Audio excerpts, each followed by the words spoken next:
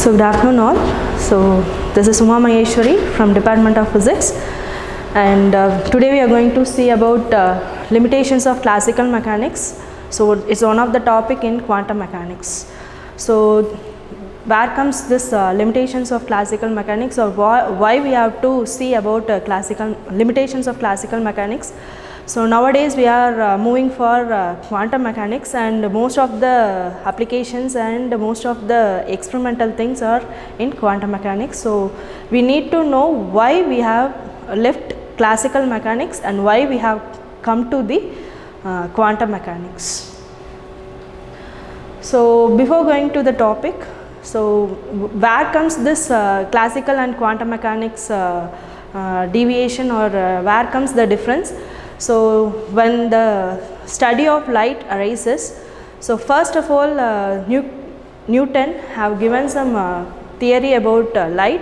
So it is a corpuscular theory, and he used his own laws, that is Newton's law of motion, to explain the theory of light, but he fails to discuss, or he fails to explain diffraction, interference and polarization, and he fails to explain polarization, interference and diffraction, and he is success in explaining reflection and refraction.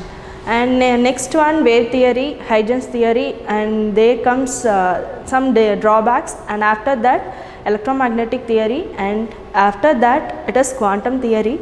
So where all these theories have failed, so they have assumed that the energy, transfer of energy from the source to the destination is continuous. So that is the deviation, and there comes the failure until electromagnetic theory. After electromagnetic theory, Max Planck has assumed that it is not, the energy transfer is not continuous, it is discrete, and he gave some theory about that, and he is able to explain it in a good manner. So classical mechanics has some failures. So one of the failures are black body radiation, photoelectric effect, Compton scattering, and spectrum of hydrogen emission. So today we are going to see about black body radiation. So what is meant by black body? So in this universe there is no perfect black body, but a black body is nothing but it will be absorbing all the emissions or radiation that is incident on it, and if it is kept at a suitable temperature, it will be re-emitting all the radiations, so without any delay or without any residuals inside it.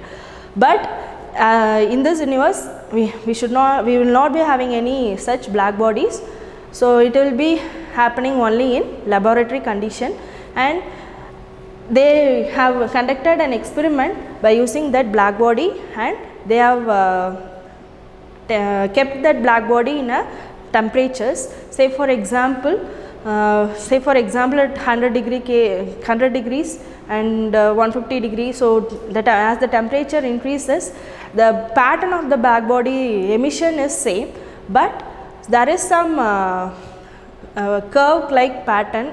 So this could not be explained by classical mechanics. So by classical mechanics, Wien's displacement law and Rayleigh-Jeans law, they couldn't explain the pattern of the black body radiation spectrum, and Planck's he could explain that in a very well manner by using his assumption that the energy emission is discrete. So where comes the failure of classical mechanics?